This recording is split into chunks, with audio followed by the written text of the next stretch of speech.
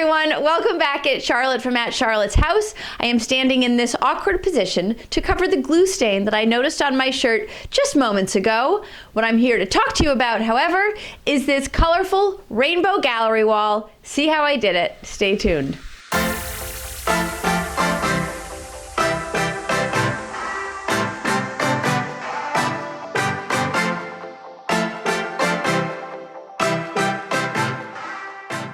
I am partnering with Safari Limited on this post. I am using their plastic animals as the centerpiece for my gallery wall. Obviously, I'm using their butterflies, but we have an entire bin of these little mini plastic animals in the playroom. They're one of my kids' favorites, and I have had the best time trying to make fun craft projects out of them. This may be my favorite.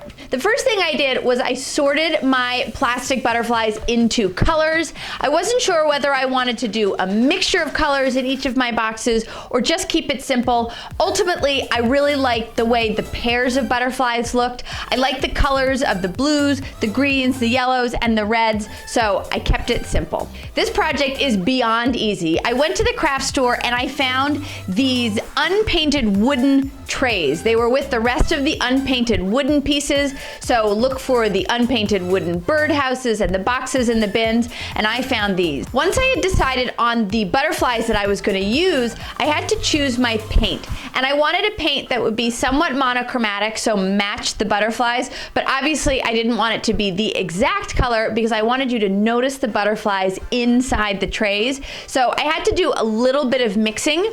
Each of these trays took 2 or 3 coats to have perfect coverage. I didn't even bother painting the front of the frames or the outside. I really like the contrast of that raw wood, but obviously you could paint the outsides of the frames a different color. You could paint them the same color. That's totally up to you. Once I had painted my first coat, I reevaluated my color choices and I tweaked the green just a little bit to make it a tiny bit lighter. I also added a little bit of red to my yellow to bring in a little bit more of those orange tones that I noticed in the butterflies. I didn't love the way the original blue, green, yellow, red was looking, and adding a little bit of orange and a little bit of a lighter green somehow made these colors feel a little bit more unique, and I am really pleased with that simple change. To attach the butterflies, you could probably just use just a regular old hot glue gun. I happen to have some of this quick dry super glue, so I used that and it works just fine.